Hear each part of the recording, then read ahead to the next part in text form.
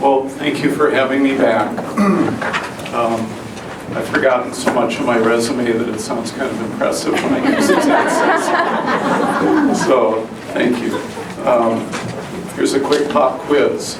How many have heard me talk before? Okay, a few, but not the majority. Here's another pop quiz. Pay attention. Who here has paid taxes? Who here doesn't care? I see a few hands now up. Well, it's good to be back again. If I were in your shoes, I'd probably much rather hear about incentives, freebies, recruiting, selling, and selling more, and maybe getting in on, what you do, a cruise or something like Melody and I just got back from Punta Cana. that. Oh my goodness. That's the hot pink beach towels. Yeah, I heard there was a little skit going on. I just want to know what you were wearing.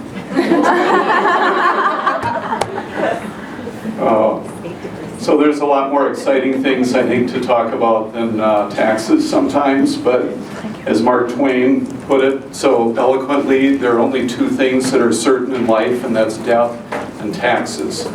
And I'm here to talk about the tax part.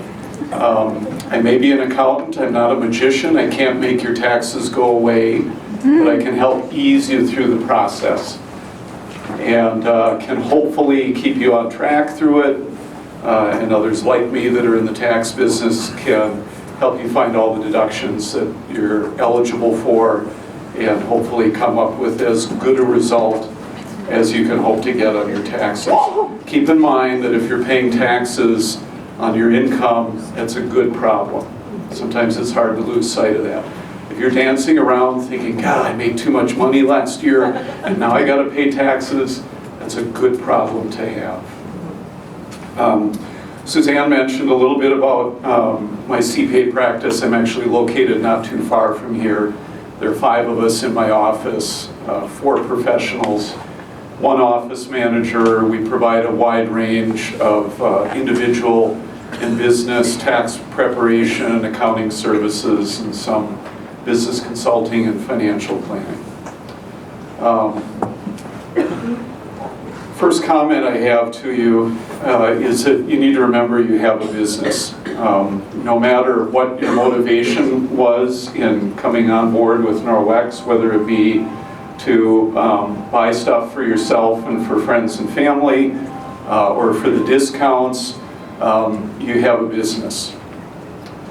And being a business owner, you need to do some things that help you get organized for running your business and preparing for tax time, which we're on the beginning of the tax season, lo and behold. I'm going to focus tonight, just for simplicity, on sole proprietorships, which would be a Schedule C, and 1-member LLCs, which would be treated as a sole proprietorship. And if you have an S corporation or a partnership and you have issues, maybe you can talk to me afterwards. Melody. I was just going to mention to you guys too, as we're going through this, I think we talked about this a little bit, Susan and I had beforehand.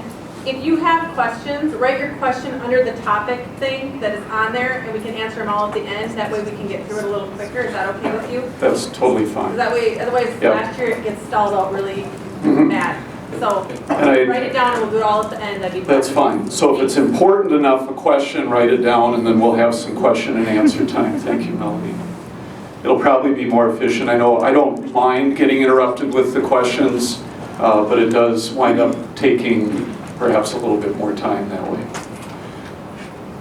So I'm going to focus on sole proprietorships and 1-member LLC that wind up being treated as sole proprietorships on the tax return. Schedule C and supporting forms are all a part of the 1040, your personal tax return. Another thing to keep in mind with regard to your Norwex business is unless you're organized as a corporate entity, you don't do payroll. There is no withholding. You're not a W-2 employee of someone else and they're withholding for you as you go through the year and earn money so that you're paying in as you go. Because of that, people often get a nasty surprise at tax time, especially in the early years of having their business. Make money the first year, second year make even more money, third money even more, and your problem seems to grow. But part of the problem is you're not paying in as you go through the year.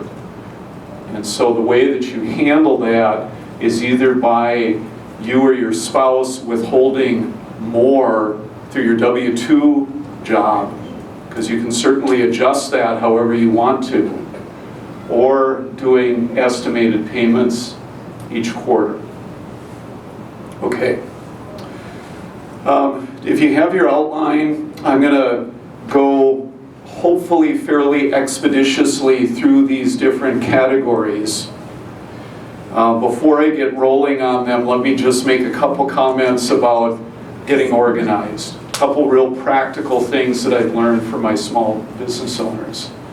One is open a business bank account. For some of you that seems obvious, for others maybe not.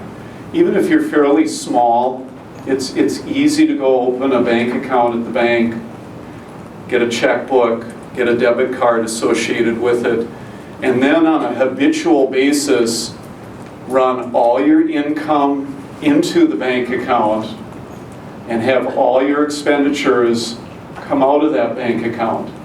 Now, why do I say that? Because when you get to this time of year and you're about to push the panic button as you think, how in the world am I going to recreate everything that happened during the course of the year? You think, oh yeah, my accountant said, open a business bank account, and I was really diligent about running everything through that bank account, both in and out. All you have to do is go get 12 months worth of bank statements, and you probably have 90% of your stuff ready to go. I'm all for simple straight lines from point A to point B, and that's one of those simple straight lines, instead of making things overly complex. Now, do you need to hold on to documents? I would recommend that, but those documents ought to support the activity in and out of the bank account. Be careful of cash. This is another organizing comment. There's a strong tendency for all of us to collect $50 of cash, stuff it in our pocket or put it in our purse, and kind of forget where that came from, and then suddenly it's being spent and you lost track of what you spend it on. Now you've created a little bit of an accounting problem.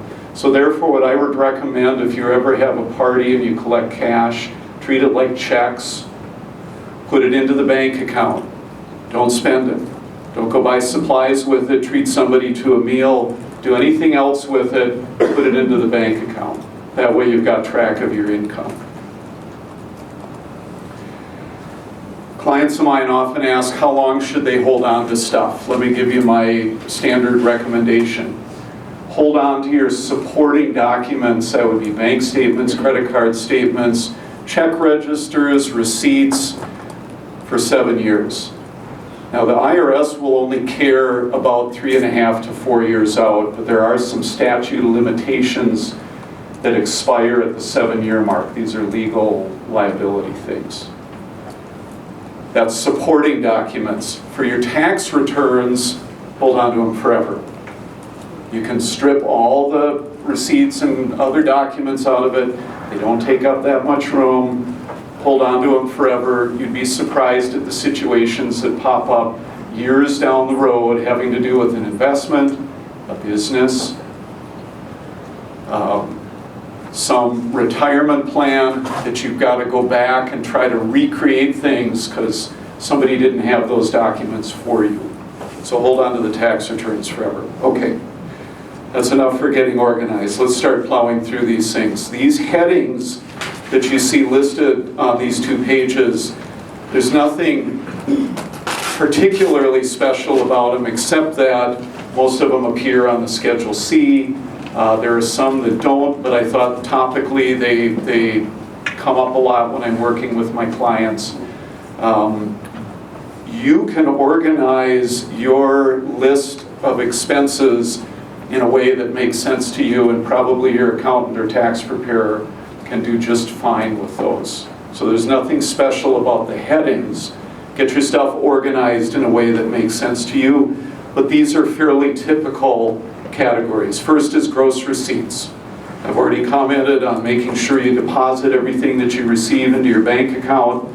Gross receipts would be sales, commissions, any revenue that you bring in for your business. Item number 2 there, cost of goods sold and inventory.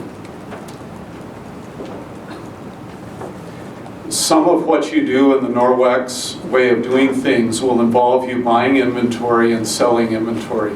When you buy it, keep track of it as product purchase. Keep track as you go along. And then at the end of the year, you're going to do a year-end inventory. And for those of you that have been here before, we've talked about this. This causes a certain amount of consternation on the part of small business owners that are carrying inventory. Number one, it's hard to remember. Today is what? The 14th of January? It's still close enough to December 31st that you could probably go back and recreate your inventory, which should be what you had on hand as of that date. Count them up. I've got 10 washcloths. Tally them on a sheet. I've got other stuff. Tally them up on your sheet, and then value them. The assumption is that you're going to value them at your cost. I say assumption because there's some things that happen, like freebies, that throw this a little bit out of whack, but we're not going to talk about freebies yet. So, on that Schedule C, self-employment, your business part of your tax return, there's going to be some places there where you put in your beginning inventory, all your purchases, your ending inventory, you do the math, and out comes cost of goods sold. Cost of goods sold is a deduction on that tax return, not necessarily the product that you purchase throughout the year. That's just why this one sometimes is a little bit of a bugaboo. So what do at year end? You count up your inventory, the quantity, and then you multiply each category, quantity times the cost for that item. Add everything up, and you get a grand total year-end inventory. The fact that you have year-end inventory indicates that you don't get to expense all that product for the prior year. So again, the equation is cost of goods sold is your beginning inventory plus the product purchased during the year minus your ending inventory. That gives you cost of goods sold. If you had a question on this as I went through it, jot down your question. We'll talk more about it. So just remember, do your inventory. You'll make your CPA happy. Expenses in general on Schedule C or any business tax return are what are called ordinary and necessary business expenses. Things that are ordinarily expected to be expenditures for your business, things that are required for your business. Buying product is one of those. Advertising, marketing, meals and entertainment for you working with clients or associates. Education, literature, a computer that you need for your business, a phone that you need for your business, internet time, because just about everything you do involves the internet. I mean, these are all ordinary and necessary expenses, and that's what I'm going to be rattling through now. First is advertising. What's under advertising? A whole variety of things. Flyers, marketing materials, business cards. If you have a website, you pay for it, you might categorize it under advertising. Vehicle and mileage, item number 4 there. Typically for most of my new business owners, small business owners, it's easier and often works out better to go with the standard mileage rate. The IRS gives a very generous standard mileage rate. Last year, if my memory serves me right, it was 55.5 cents, and I think it went up a penny this year to 56.5 cents. So you tally up all the miles related to your traveling around to parties, meetings like we have tonight, other events. Tally up all those miles, multiply it by the standard mileage rate. and that's a valid deduction. For most people, unless you have a high-end car that's expensive, mileage does just fine. The alternative to mileage is to take actual expenses, you depreciate the cost of your vehicle, you add up everything you paid for gas, maintenance, oil, you've got loan interest, insurance, all these good expenses that we have for our vehicles. You calculate the percentage of business use based on miles, and then you come up with your actual vehicle cost. It's more work. Sometimes it works out better. In the meantime, keep track of your miles. I recommend that you use some kind of a log. Could be a calendar, could be something on your PDA device or iPhone or whatever it is that you use, or your tablet. Keep track of your miles as you go along. It gets very difficult to go back over the last year and create it. And if you're like me, you hate keeping track of miles. I don't like keeping track of miles. As a result of me not doing that, I give up some deduction. But fortunately for me as a CPA, I don't travel as much as you do.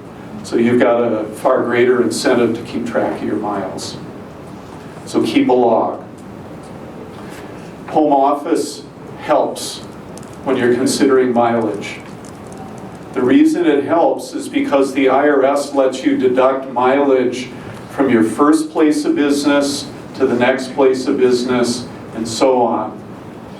And if your first place of business is at your home because that's where your office is, and we'll talk more about this later, then the mileage starts ticking off as soon as you pull out of your driveway. So that's a good reason to have a home office. Home office deduction is often not that big, but the mileage is a big deduction. Keep track of it.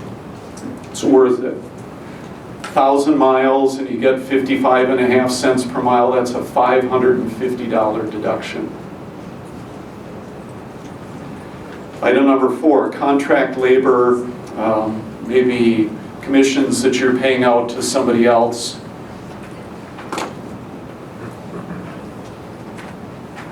Normally, if you don't exert control over an individual that does work for you, like maybe your computer guy, that'd be a good example, a non-threatening example of a consultant.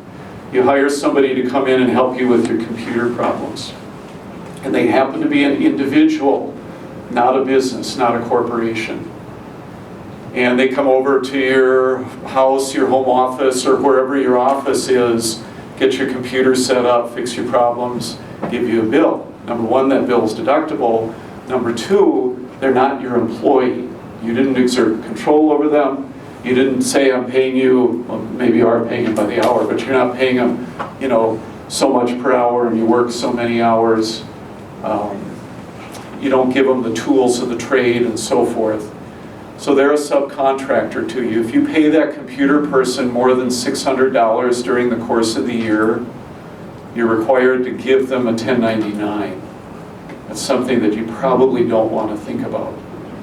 But there are some paperwork requirements like this. If you have a subcontractor who works for you, it could be a computer person, could be somebody that assists you with parties and you share commissions, whatever it is, if you pay them more than $600 during the course of the calendar year, you have a requirement to issue them a 1099. Just like you're going to be getting a 1099 from Norlex.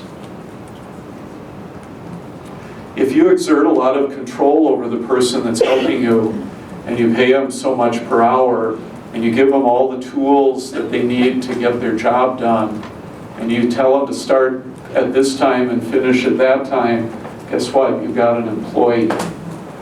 Now you have W-2 stuff and payroll to worry about.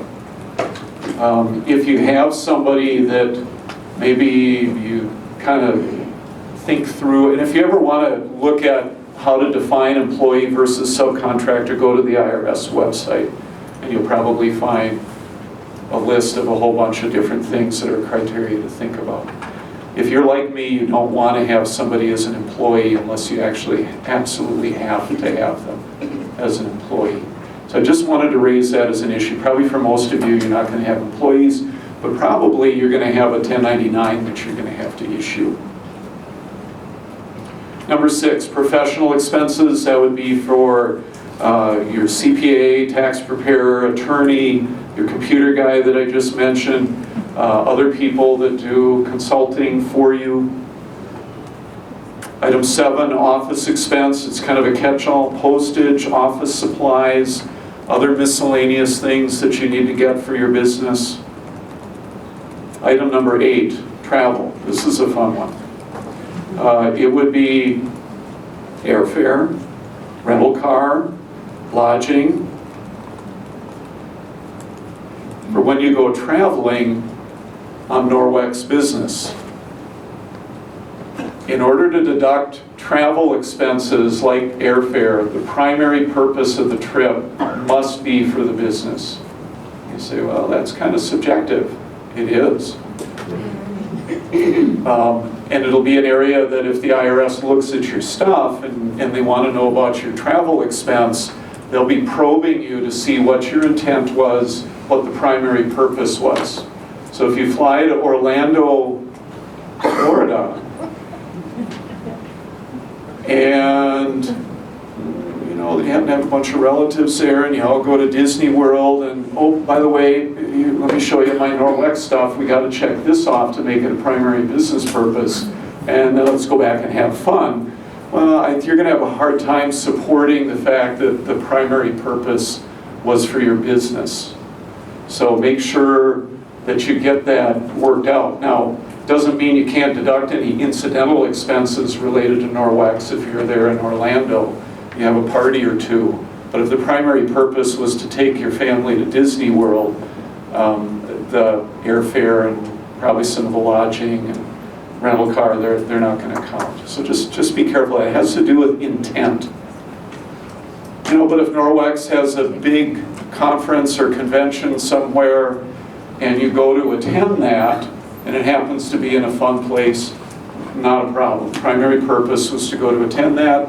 You're done with the convention, and you stay over an extra few days with your spouse and have fun. Those incidental extra expenses, like a couple extra nights of lodging, a couple extra days of meals, those wouldn't be, but everything else would be. So you need to make that distinction when you're thinking about travel. Meals. When you're traveling out of town, I'm still on travel, number 8. Meals when you're out of town, as long as the trip is primarily for business, the meals are a deduction. You do have the 50% limitation, but the meals are a deduction. I would recommend, because it almost always works out better, unless you're a big spender and likes to go to a lot of fancy restaurants, per diem is better for you. The IRS gives fairly generous per day rates for your meals. So I'd recommend that you consider that. So that's travel. Meals and entertainment. Again, I mentioned 50% limitation for meals. The same applies to entertainment. You go to a show, you go to a sports event. As long as there's a business purpose, that's a potential deduction. Again, subject to the 50% limitation. If you're here locally, if your home base is here in the Twin Cities and this is where you operate, and you go and have a cup of coffee with an associate or with a prospective recruit, then that coffee would be deductible. There's a valid business purpose to it. Food for parties would be 100%. We've talked, for those of you that have been to my talks before, that's a little bit different. You say, well, why do you get that to be 100%? Well, it's really an event, primary purpose of which is marketing, getting people in, creating that environment where people are going to enjoy being there and hopefully buy some of your product. So the parties themselves, in my opinion, would be 100%. Okay, we're at the top of the second page. Suzanne, I lost track of our start time. You budgeted me so much. You got like a half hour yet? Does that work? Yeah. I think I started a little after 7:30. Yeah, start maybe 35 minutes. Okay. Top of the page, cell phone. You won't see cell phone listed as an expense item on the Schedule C, but we all use our cell phones, and in the line of business that you're in, you're going to use your cell phone probably a lot for your Norwex business. There's deductibility there. Now typically you're going to think in terms of the percentage of time that you use it for business use. Somewhat subjective. Most of us don't track all our minutes and get a list of all our calls and sort it all out that way. You can certainly do that, and the IRS would pat you on the back and say, good job. For me, when I'm working with my clients, I'm interested in knowing, approximately what the breakdown is. Here's another thing on cell phones. Fairly recently, the IRS kind of eased up on some of the cell phone stuff. And if the primary purpose of having your cell phone is business, then probably at least your basic plan charges for just your phone, not other family members, just your phone, would be deductible. And then you'd have to look on any of the upcharges to see if those are business or not. If you're like me, you've got a family plan because it's more expedient, less expensive. And so I've got a large family. We've got 5 on our plan. And so really when I get my portion, it's just my one item. So, I've got my contractual amount for my phone. That's the part that's deductible. The rest of it is not. So cell phone, good deduction there. You're probably already paying for cell phone. Look for business use. Look for deductibility. Internet, number 11, similar issue. You're looking at the percentage of time you spend using the internet compared to all other purposes of the internet. Do the best you can to track that. A log would be helpful. Some kind of notes supporting how you came up with the percentage breakdown would be helpful. But there's deductibility there. You use your internet connection half the time for your Norwex business, and tally up your charges for the year, $40 a month, $480. Half would be $240 deduction. Of course, you're probably also looking at me thinking, I've got bundled services because it's Comcast. And so I've got a fixed line phone, I've got internet, and I've got cable. Now what? Do the best you can. Talk to Comcast if you need to. Look at your bill. Keep copies. Somewhere you'll be able to figure out what the per month charge is for internet if you broke it out. Miscellaneous, item number 12, that would be for stuff that just doesn't fit anywhere else. Personally, I like to keep that expense item somewhat small, because if it gets real big, I think it just invites questions. What's in there? What are you hiding? So if you have big items and they don't seem to fit somewhere else, the IRS at the bottom of this form has a bunch of lines where you can write other things. Conventions, cell phone, internet. Equipment, item number 13. This is one that adds a little complexity to your tax return. In addition to maybe you having an iPhone or a tablet, an iPad or something like that, a computer, a laptop, a desktop, printer, other equipment that you're going to use for your Norwex business, if you buy something that's going to last more than a year, technically it's a capital item and you need to depreciate it. You can't just write it all off. Now, the IRS, even though they seem unreasonable at times, are actually fairly reasonable when it comes to small items. If you buy a stapler, is that going to last more than a year? Yeah. Are you going to be required to depreciate it? No. Just expense it as office expense. But if you buy a computer, now you've got a depreciable item. And you need to know the date, the description, and how much you paid for it. And either you, if you're doing your own tax return, or your accountant needs to set it up as a depreciable item and then spread out that depreciation over the period of time that equipment fits under. A laptop would be 5-year depreciable equipment. There is such a thing as a 179 deduction where you get to expense it. There's also bonus depreciation, where you can expense half of it in the year that you buy a new item. So you can get faster write-offs, but you still need to list it on the appropriate form. So Form 4562. So equipment, depreciation, software would be another depreciable item.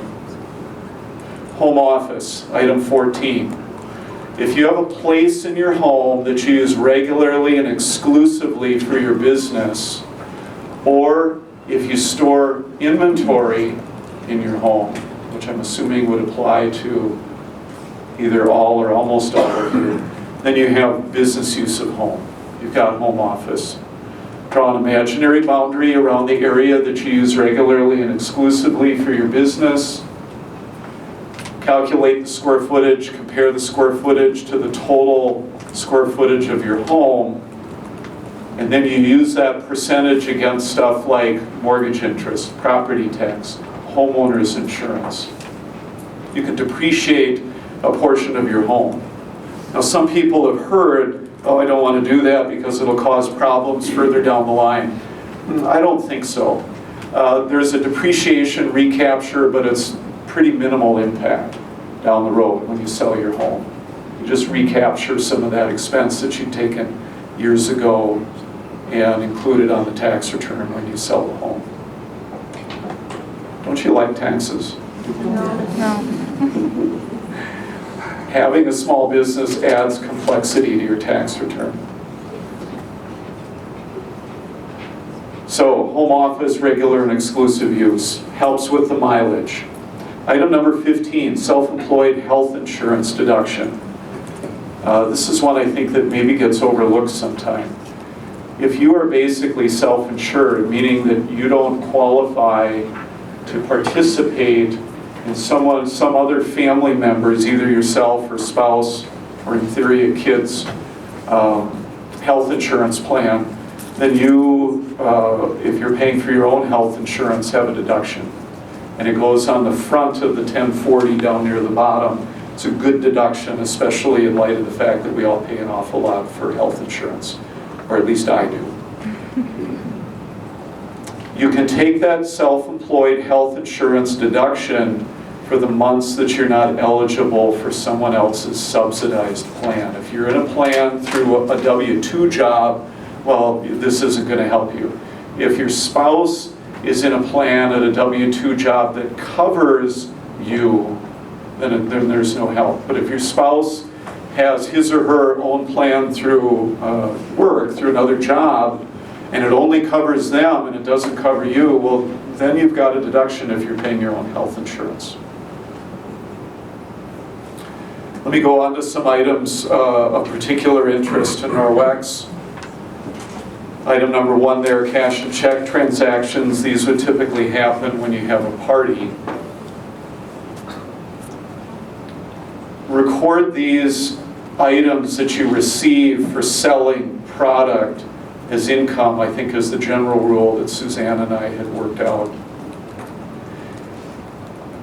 Deposit all the cash and the checks into your bank account, your business bank account that you've set up. And then if I understand things correctly, and Suzanne or Melody, you can correct me on this, when you get the orders in, or if you're selling your own, let me back up here, if you are selling your own product, then that product that you've just sold has become cost of goods sold.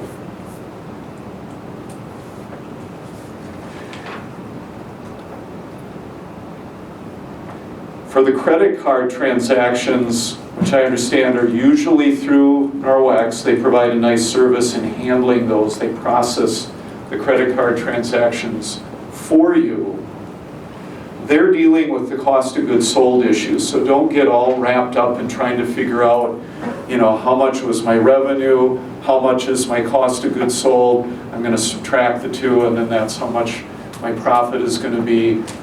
In my opinion, the easier thing to do is when Norwex pays you a commission on those credit card sales, then it's revenue to you. Presumably they're going to either do automatic deposit into your bank account or send you a check. Now, it may be commission minus a few items, but the net amount of money that goes into your bank account, you're going to pick that up as revenue.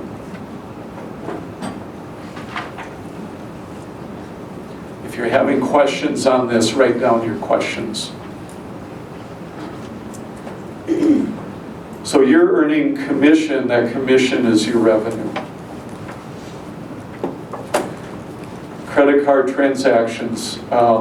If you are set up to handle your own credit card transactions, does anybody do that? Yep. So there's a few. At expos. There's a lot of great services out there that allow you to take payments for the sale of your own product. That's a little different than running it through Norwex. And the merchant account then dumps the money back into your bank account. And so that would be revenue to you. Again, in general, treat everything hitting your bank account as revenue. Everything going out of your bank account is expense. And the bottom line is going to come out okay.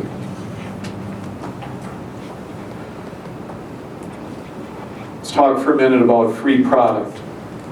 The freebies that I think I saw some of you picking up here, and that often happen during parties, and you get all these good incentives and free things out of corporate.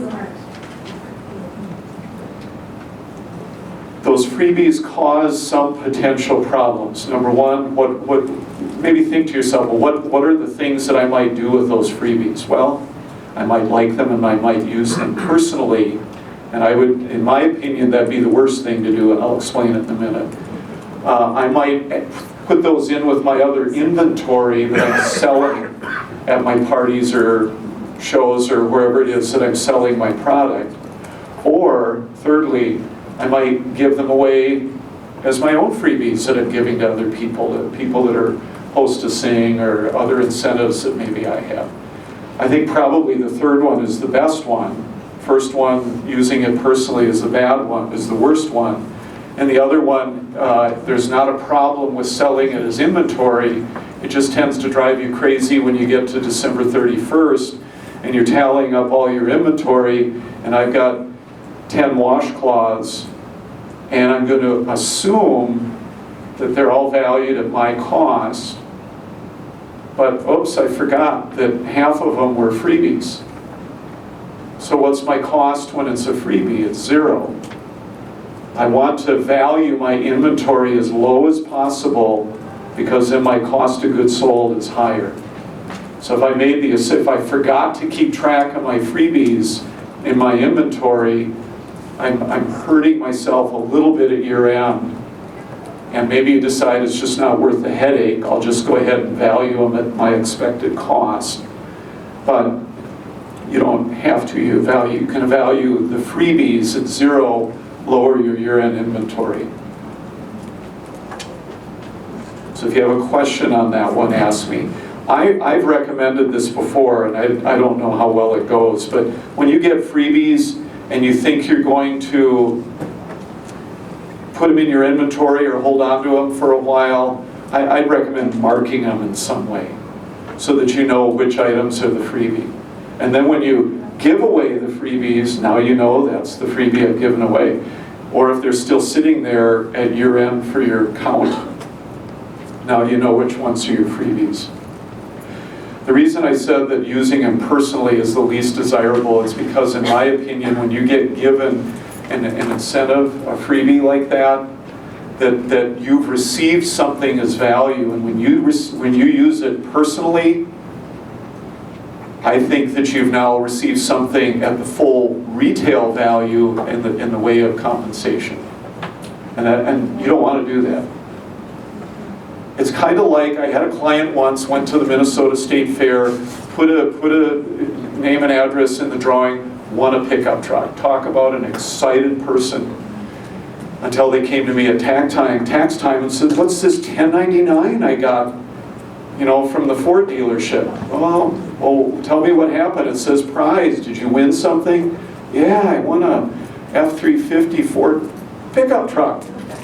And now they're saying I made $30,000. I didn't make well, you did. You received the benefit of that truck, it's now taxable income, not at some wholesale value, but at the full retail value. So in a smaller way, those Norwex products that I use personally, I think they're compensation to you at the full retail value. So I would avoid buy your own stuff at whatever your discounted rate is, and then use it personally. Don't use your freebies personally. That's just my opinion. Form 1099 from Norwex, item number 4. You notice how I left this for last for those of you that have been around for a while. This will be the first year that Norwex issues 1099s. I asked Suzanne if we could see one. She said, no, they're not out yet. So I don't know what they'll look like. Here's my opinion on how to handle that 1099. Don't get all wrapped up all over it. Don't get all tied up in knots. The thing you want to remember is when that 1099 comes and you're preparing your tax return, the gross receipts or the gross sales on your Schedule C, part of your tax return, need to be equal to or greater than that 1099. So you tally up your own sales because you've done such a good job running everything into your bank account. So you know real easily at the end of the year how much revenue you brought in. You know what your expenses are because you kept track of them all going back out. Now the 1099 comes and I thought I had $50,000 of gross receipts and the 1099 says $60,000. Now do I have a problem? I don't think so. Here's why. I think you've done a good job record keeping. You can support all your numbers. Norwex is doing some of this back and forth stuff. You earn a commission, you order product or marketing materials, they're subtracting that from your commission. The 1099 is probably going to reflect the full amount of money that you earned, and maybe you didn't receive the full amount. That would be my guess. I don't know yet. I haven't seen. Suzanne says no. They're going to do a good job and do it right. They don't subtract anything from our commission, so all the commission comes out. On the 1099. Right. That's what I just said. Well, you said they might subtract supplies and things like that. They don't subtract that, but they aren't going to report anything where you got paid in cash or checks. Because you got paid directly. Right. And you dutifully put that in your bank account. So because you collected cash and checks, Norwex doesn't know about it. Your number is maybe going to be higher anyhow. It should be. So Suzanne's not worried about it. So therefore you don't need to worry about it. Okay. So the 1099, why is the 1099 there? It's to let the IRS know that you made some money. The IRS takes a dim view of people underreporting their income. In fact, it's a high area of scrutiny, a high area where they feel like they're losing tax revenue. So you want to make sure that when you get your tax return done, that the gross sales or the gross receipts on your tax return are equal to or greater than the 1099. Now, if your 1099 happened to come out higher, in my opinion, as long as you've done a good job keeping track of your records and your accountant, i.e. someone like me, has confidence in that, I will probably just say, oh, you have 50,000, they say 60, we'll bump up to match the 60, but we'll show the other 10 coming out down below as additional expense. Because probably there was some netting out or something happened up at corporate. We'll see how their first 1099s look. We'll get a better grip on it. If you have any questions, I'm sure Suzanne and Melody will be glad to help you sift through all that. I'm sorry, I shouldn't put so much on you. Feel free to call me if you get stumped by something. Other items, because you have your own business, do you know that one of the items of low-hanging fruit in terms of tax savings is a retirement plan? You can do a traditional IRA, but you can also do what's called a SEP IRA, a Simplified Employee Pension, and it's based on your net earnings from your business. And typically in a self-employed situation, it's around 20%. So if my net income was $20,000 from my business, I can contribute $4,000 to a SEP IRA. And that's on top of stuff I might be doing through a W-2 job. And this is something you can kind of coordinate with maybe your spouse's 401k plan or your own 401k plan somewhere else. But it's an easy way to get a good tax deduction is with a retirement plan contribution. Item number 2 there at the bottom, collecting sales tax. You probably don't want to hear me talk about this. But it's something that you may be required to do, is to collect sales tax. Now, when would you be required to collect sales tax? Not on the orders that go through Norwex, because they handle all that, but this would be on your inventory that you sell to your customers. And you think, oh my goodness, how do I do that? That's just stores like Target or Walmart that do that. But you also, as someone who's selling product to individuals, might have the responsibility to collect sales tax. Remember those freebies that you had in your inventory and you were thinking about selling? How much sales tax has already been paid on those? 0. If you sell a freebie for $10 to a customer, do you collect sales tax? Well, you're probably supposed to, and if you don't, you can just up and pay it yourself. That's not a problem. Your state taxing authority, like Minnesota Department of Revenue, they won't mind you paying that directly. But it does mean for a $10 item that you've got, 70 cents, about 7% sales tax that you could collect, and if you didn't, you still need to pay. And so you go to the Minnesota Department of Revenue website if you're here from Minnesota, get an account set up. It's easy to do. They make it very nice and convenient for you to record your sales, calculate the sales tax, and pay them online. I'm guessing that sales tax would be an area that you probably work very hard to try to sidestep, just because administratively it's one more item to worry about. But I need to mention it to you because it's there. And Minnesota likes to go out and do sales tax audits. And as if collecting sales tax isn't bad enough, there's also this ugly thing called use tax.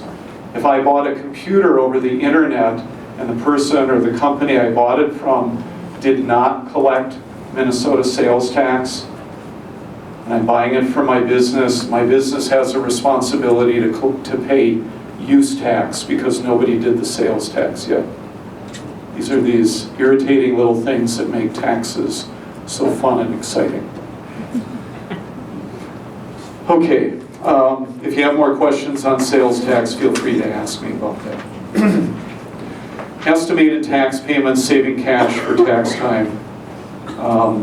You're making money, that's a good thing. Make sure that you're paying in taxes as you go along.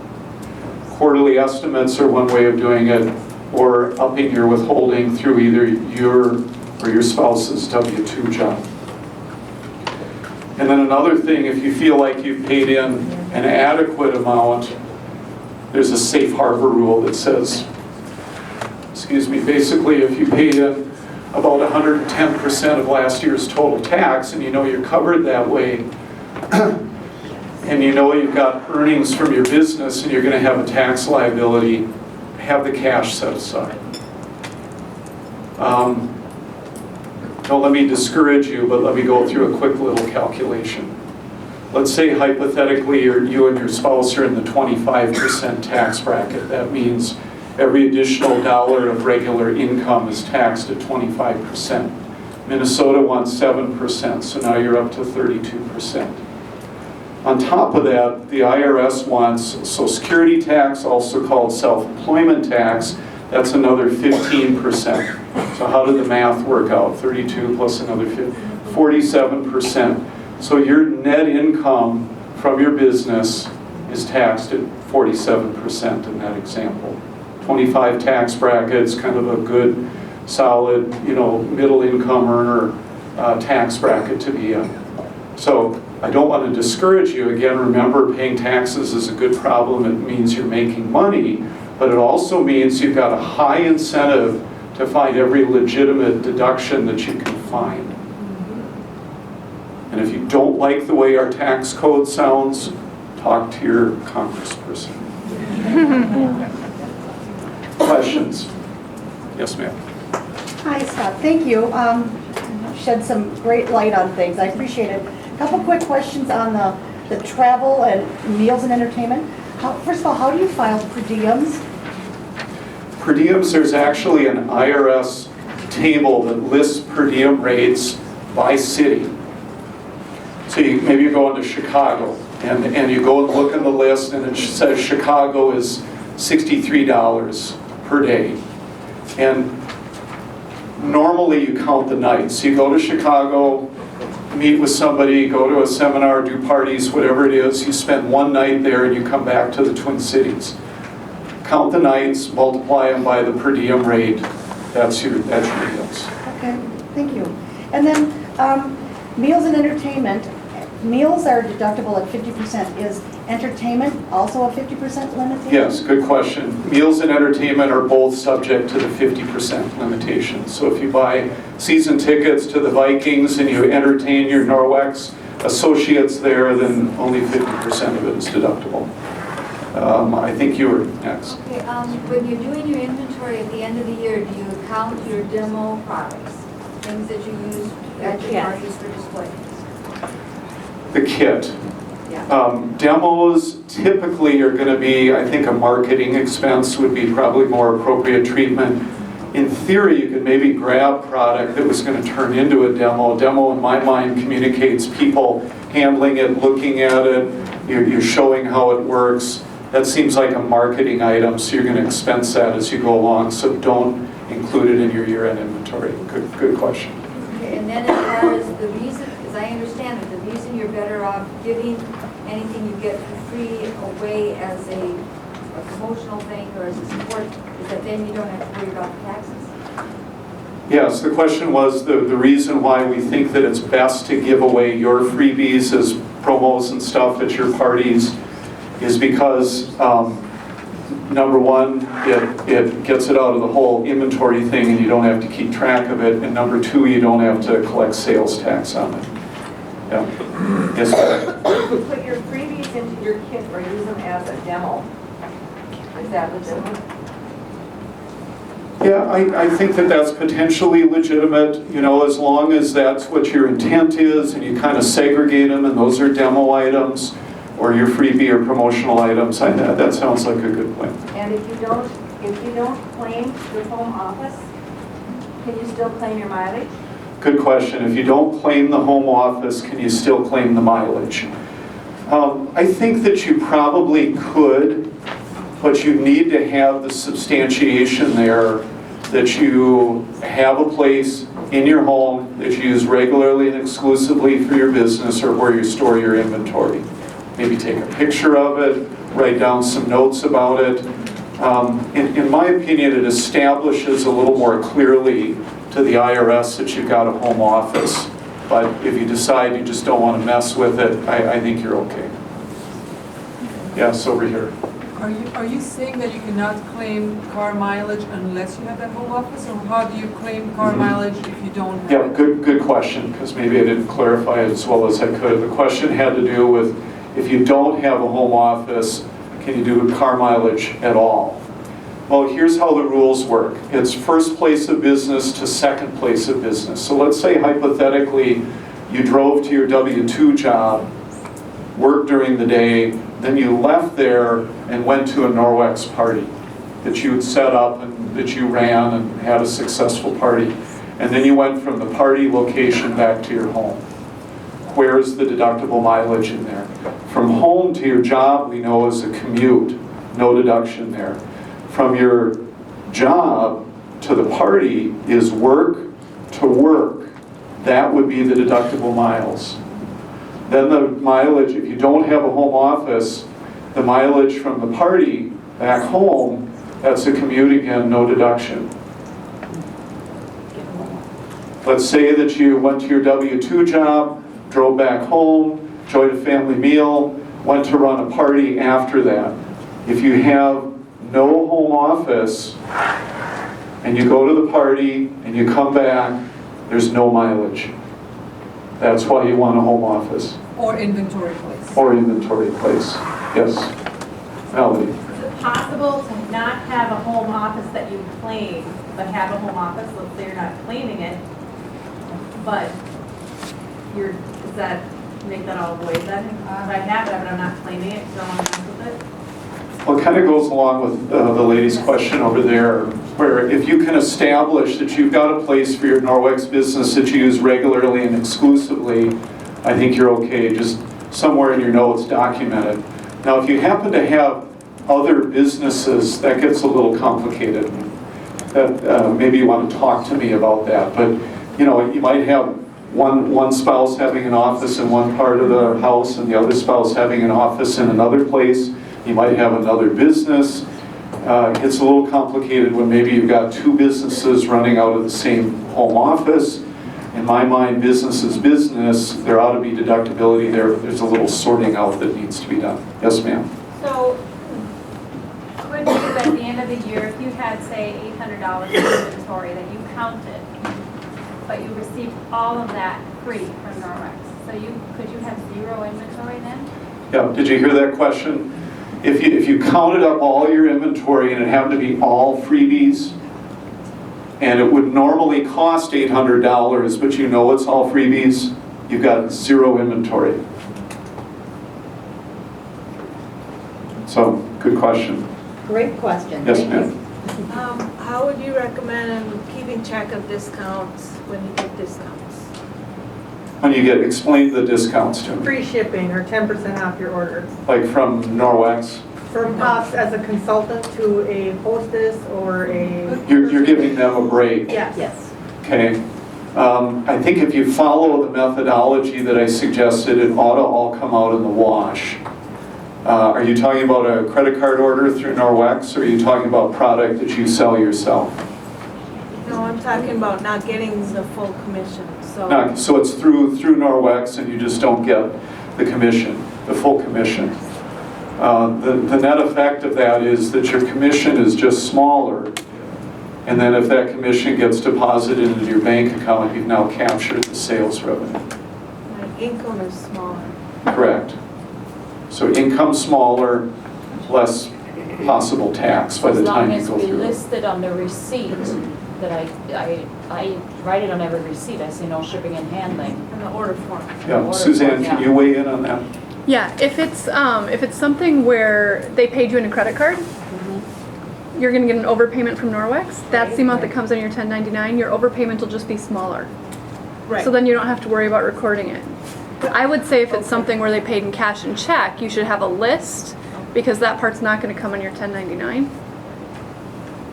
The 1099 is only overpayments. Okay. But do you Does think that it make would be sense? best for us to be documenting it regardless of whether it's a credit card payment or, I mean, what I kind of got out of the question was, what's the best way to try to document this? Should it just be like how Melissa sent out that form Yeah. per party? I keep a list by party or by Okay. expo. So the IRS is gonna accept our documentation for discounts. As long as you've got good documentation, notes as you go along are always very helpful. They're called contemporaneous notes. The IRS likes those. We're about up on my hour. Do we have time for a few more questions? One thing can I just, that Yep. if you would address, some people have asked, what if I have a loss because I just started and put my money into my business, or what if I don't make enough that Norwex 1099s me, do I still have to file? Yep. Suzanne had a very good question. Thank you. What if you don't get a 1099 from Norwex, but you did have activity? Either you sold inventory that they didn't know about, or you were below the $600 threshold, and you're just in startup mode. I had somebody the other day from Iowa call me. They just started in November. We talked about it. How are you going to come out? Oh, I'm going to have a loss because we're just starting up and there are all these expenses. If you have a valid loss and you've operated your business in an organized way, business-like way, there is no problem with taking the loss. It's a good deduction on your tax return. Don't get creative and create more of a loss than you should. But again, you know, if you've run stuff through your bank account, kept track of things, it's a valid loss. And even if you do not, if you know, last year Norwex didn't give a 1099, but I'm sure that all of you included your Norwex activity on your tax return, because that's just what you're supposed to do. Whether or not you get a 1099 doesn't matter as much as the economic substance of what happens. Yes, ma'am.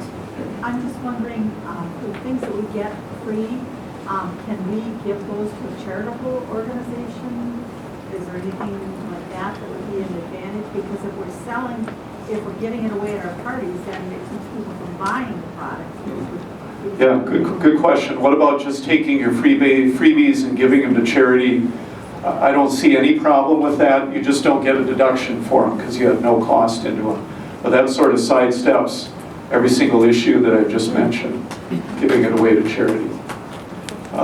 Yes, ma'am. You had some kind of a formula that had to do with cost of goods sold. Yes. Can you tell me what that? Yeah, formula for cost of goods sold. You take your beginning inventory, which would be what you had at January 1st of the year in question. Beginning inventory, which is the same as your inventory count that you had the year prior. Add to that all the product that you bought during the course of the year, which you've got track of because you ran all those expenses through your bank account. And then you do your year-end inventory at 12/31, and you subtract that inventory. So again, inventory is valued at your cost. Beginning inventory plus product purchased minus ending inventory. Yes, ma'am. What if you don't have a beginning inventory? Good question. What if, especially in the, well, two situations come to mind. Number one, I just started this last year. I don't have a beginning inventory, so that part of the equation is zero. Don't worry about it. Then it's just product minus the ending inventory. Or what if I'm now bringing up this inventory issue and you're thinking, great, Scott, you're making me work now and have to think about inventory. I don't like that. And by the way, I never counted my inventory last year and I just wrote off all the cost of my product. Well, now you're smarter. This year, do it right. You've got zero inventory for your starting inventory. Yes, ma'am. How do you keep track of, like, I'm just starting out, so I'm buying product, but then I'm also giving it away. So where do I? So the question is, you're just starting, you're buying product, and you're also giving away product that you paid for. So what's going to happen by the time you get to your end, you don't have that thing in inventory anymore. And so when you take the product that you bought during the course of the year to include those items that you gave away, and you run it through that calculation, you've got cost of goods sold. So that giveaway item was a valid deductible expense. Yes, a couple more. Yes, ma'am. How detailed do you have to be when logging mileage? Is it just clocking how many miles to and from? Or do you have to actually put in the mileage on your vehicle? Yeah, good question. To and from? Good question. The question had to do with how much detail do you really need to have for tracking your miles. I'll tell you the way the IRS would like to see it. They would like to see you every time you're in your vehicle about to log business miles. They'd like you to put down the date, the purpose of the trip, and your beginning odometer reading. And then when you get back from that business mile event, you write down your ending odometer reading and you calculate your miles. So date, purpose, calculation of the miles. Now, I don't like doing odometer readings. Maybe I'll do a trip odometer or something like that. Or a lot of times when I'm traveling someplace, I've already done Google Map, and so I already know how many miles. We'll save those Google Map things. Those are helpful. And then keep a log. In all honesty, the handwritten notes carry a little bit more weight than nice, neat spreadsheets and other computer. It doesn't mean that the spreadsheets and the computerized records are wrong. They're not. But they like to see handwritten records where they can say, oh, this person wrote it down as they went along. It's now 2 years after the fact, and I don't have to worry about them having recreated things. That's the problem we get into. A year later, it's real hard to remember. Calendar is helpful. Will the IRS accept other methodologies? Yes. Calendar method, I think, is one that works as long as you write down what the purpose of it is.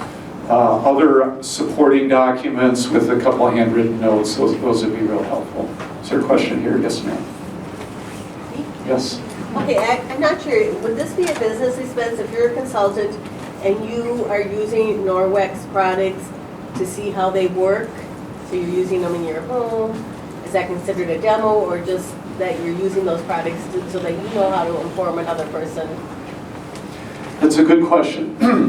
What about Norwex products that you use personally to test them, to learn about them, to try them out, to demo them for yourself? I think personally that one gets a little bit tough, and it's probably an area that's subject to abuse, so I think you need to be careful. I think there is the possibility that you could say, I was testing it.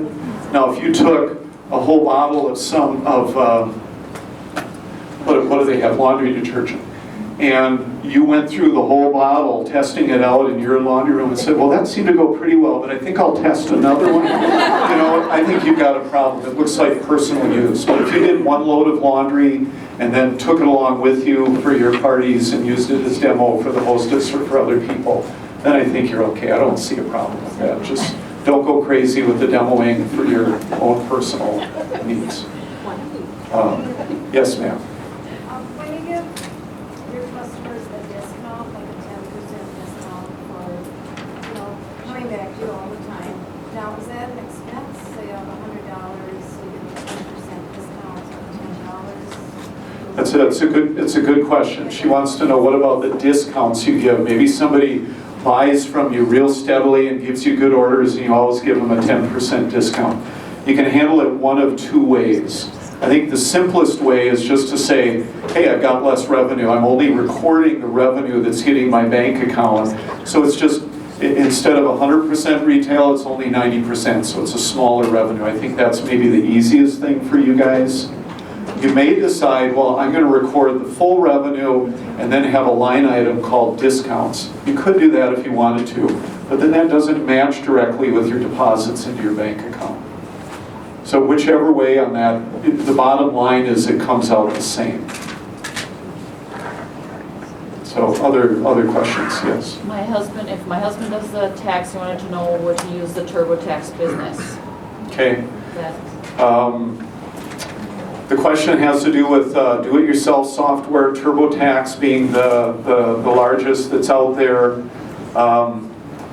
If you're a sole proprietor, I don't think you need TurboTax business, but I don't use TurboTax, and so I can't speak to their product lines. And I don't know if they differentiate on the personal tax return between the standard personal software, TurboTax software, or something, how everybody likes to do value adding and plus up the cost a little bit. I think you need to look at the features that they publish with that product. And if on the typical TurboTax personal tax return, if it says it handles Schedule C and home office and 4562, then I think that's what you need. Do you want to give them your contact info, Scott? Yes. I will. It's on the sheet. Is it on the sheet? Good. So you're good. I'll leave a few cards, maybe over on the table as well.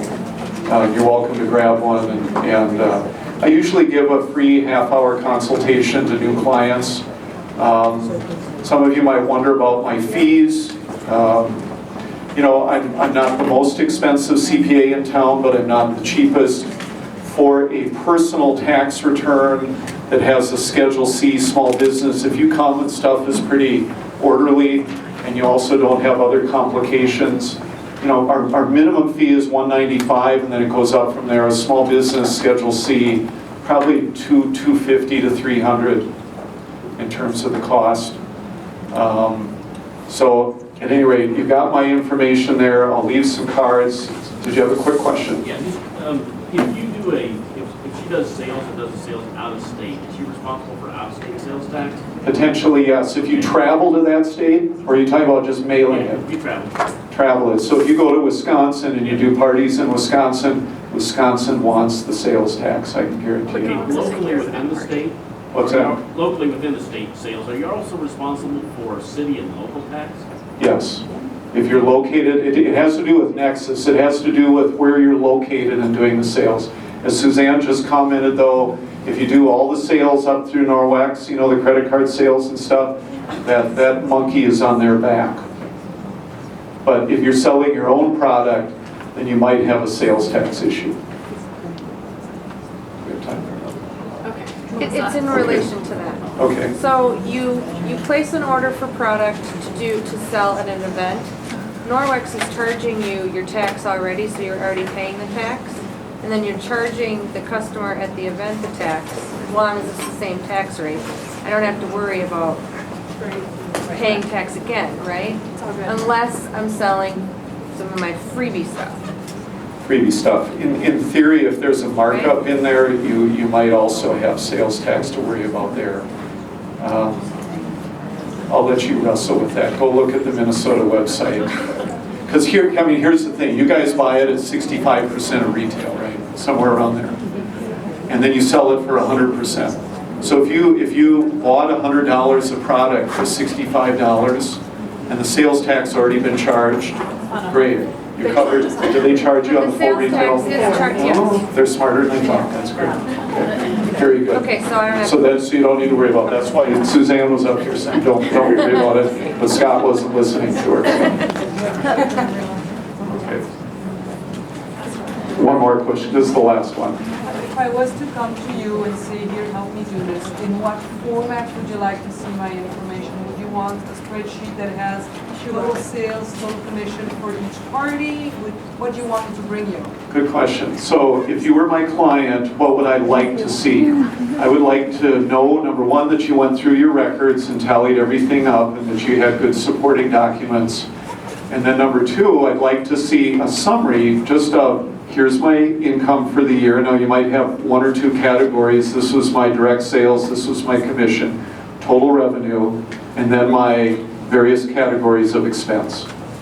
You know, here's how much I paid for product, here's my marketing materials, here's my mileage, here's my cell phone, my internet, my computer, my stuff for my home office. Summarized format would be totally acceptable and probably desirable for me and a lot of other accountants.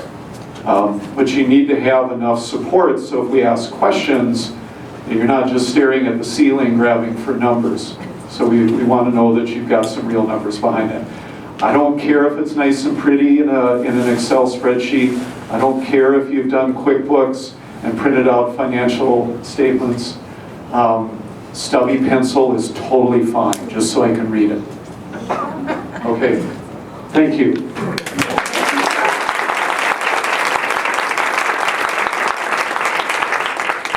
And are you going to hang out for maybe 10, 15 minutes in case they have questions? Yep.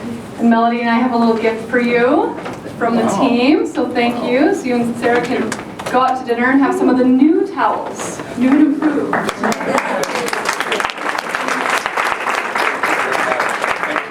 Thanks, Scott. Thank you.